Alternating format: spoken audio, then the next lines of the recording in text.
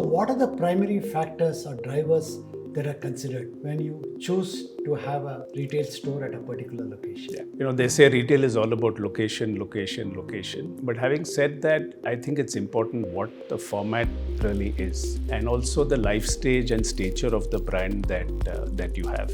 So there are different formats. For example, you have a neighborhood format where you would like to open closer to where consumers are. And then you have a high street format where you go to an existing market, an existing high street and put up a store because that's where business happens. For some brands, opening in a mall is the right place to go because that's where they see greater traffic of consumers of their profile. And for brands which are very well set, the brand has a certain stature and a pull of its own, having a destination store format is what works for them, where you really don't worry about the existence of a market. You just open a very, very large store which creates impact and is a destination of its own.